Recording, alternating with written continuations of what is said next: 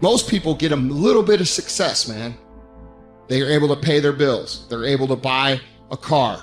They're able to live in a decent house. They're able to compete with their high school buddies or their circle of friends, and they're doing okay in that circle of friends. And that's where they stay. And they stay there until they die. And I want you to think about that. That's how people get in ruts. And the only difference between a rut and a grave is the depth of the hole. The degree of which you are rewarded is directly proportional to the degree of hard work that you put in. If you just do what you want right now all the time, one of the problems with that is you're going to get yourself in trouble. And everyone knows that. This is why 2-year-olds can't really live on their own, because they're whim predicated with no thought whatsoever for the iterating consequences of that into the future. Because people are self-conscious and can see the future, we have to bind our actions in the present in relationship to our future selves. You have to act now so you don't hurt you tomorrow and you next week and you next month and you in a year and 5 years and 10 years. And that's actually a community of potential selves that extends across time. You sacrifice the whims of the moment, so that's delayed gratification and maybe a definition of maturity. You sacrifice that because it's a better medium to long-term contract or covenant with yourself, but at the same time, that applies to everyone else, because there's no difference between me serving who I'm going to be when I'm 75 and me serving other people. That ethos unites. I'm gonna tell you what people don't want to tell you. Why you stop is because you're lazy. You don't mind getting bad grades in school. It doesn't bother you enough to be mediocre, to be average, to sit around and watch people do great things. You don't mind it. You don't care enough about yourself. When that mind gets relaxed, man, you are it's supposed to be hard, man. It's supposed to be grimy. It's supposed to be gritty. It's supposed to be horrible.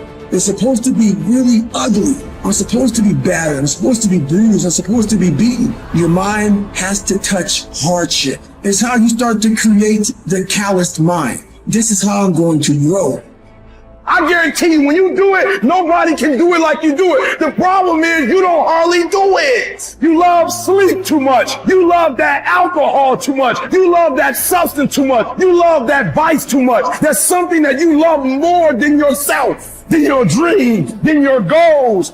Easy never pays well. So if you're thinking that it's just going to be a walk in the park, you're dead fucking wrong. You have to give it every fucking bit of effort and energy you have to pull it off. And you have to work harder than everyone else. Work while they sleep, learn while they party, save while they spend, and live like they dream. In any case, people do waste a lot of time, and they also act counterproductively a lot of the time.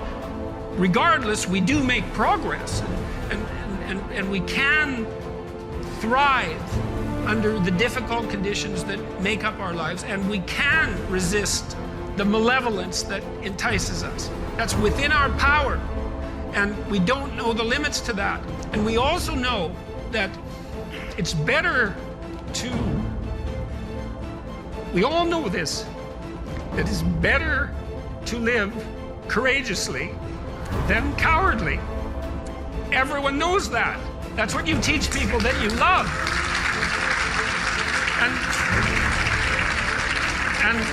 And we know that it's better to live truthfully than in deceit. And you can tell that too, because that's also what you tell people that you love. And we know that you should pick up your damn responsibility and move forward. Everyone knows that. It's part of our intrinsic moral nature. And that nature is there. And it's not difficult to communicate to people about this. Like, everyone knows that you wake up at 3 in the morning when you've let your life go off the rails, and that you berate yourself for your uselessness and your cruelty and your failure to take the opportunities that are in front of you. And if you were the master in your own house, in some sense, the captain of your own destiny, if there was no intrinsic nature, well, that would never happen. You'd just let yourself off the hook. There'd be no voice of conscience tormenting you. But no one escapes from that. And what that indicates to me is that, at least psychologically, We live in a universe that's characterized by a moral dimension, and we understand that well, and that moral failings have consequences, and that they're not trivial. They destroy you. They destroy your family. They destroy your community. And you can tell people that, and they listen because they know. They don't know they know. That's the thing, and maybe that's the thing about being an intellectual. You have the opportunity to articulate ideas that other people know, they embody, but they can't articulate. And that's what people tell me. They say, well, you help me give words to things that I always knew to be true but couldn't say. Or they say, I've been trying to put some of your precepts into practice. Responsibility being a main one, vision another, honesty, I suppose, bringing up the pack and saying, this is the fun part of doing all of this. Fun is a weak word. It's the remarkable part of doing all this. I mean, I have people tell me constantly wherever I go, it's so delightful that, they were in a pretty dark place, and they tell me why. And there's plenty of dark places in the world, and they decided, well, maybe they were going to develop a bit of a vision and take a bit more responsibility and start telling the truth and putting some effort into something. And they come up and they say, wow, you can't believe how much better things are. First say to yourself what you would be, and then do what you have to do. If you aren't happy with who you are, you first need to identify who it is that you desire to be. Without determining the destination you're trying to get to, you're probably not going to arrive there. The next step after you figure out who you want to be in your life is to take the necessary steps towards this goal. After all, putting a tack in a map on the wall is a great first step towards going on a journey. But that's only the first step. In order to achieve the good life that you want to live, you will need to exercise your will and do what you have to do to make your dream a reality. Now I will explain how you can recognize that you are not wise. The wise man is full of joy, cheerful and calm, undisturbed. He lives on equal terms with the gods. Now examine yourself. If you are never sad, if no hope disturbs your mind with anticipation of the future, if by day and night the condition of your spirit is even and unvarying, alert and happy with itself, then you have reached the high point of human good. The greatest obstacle is probably when meditation comes out of a sense of lack or neediness. So you feel you are deprived of something, be it money or a relationship or a living situation, and you feel there's a great lack in your life and you desperately want this to change. And so you perhaps use manifestation in a way that is not likely to work when, for example, you use affirmations such as I want a better job, I want a job with a good income and a life situation in a nice place, and I want this and I want that.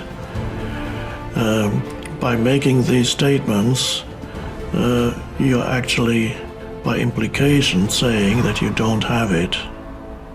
So you're also, by saying that you're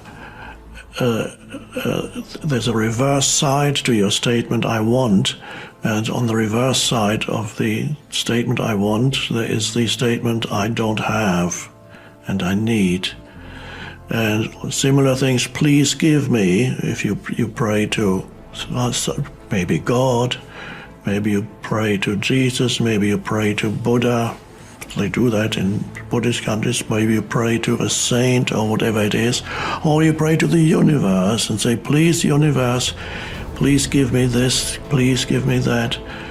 That also doesn't work very well. If it works, it could be accidentally, who knows, but usually that greatly diminishes your power of manifestation, because the manifestation practice arises out of a state of lack or neediness. So there's no powerful manifestation there.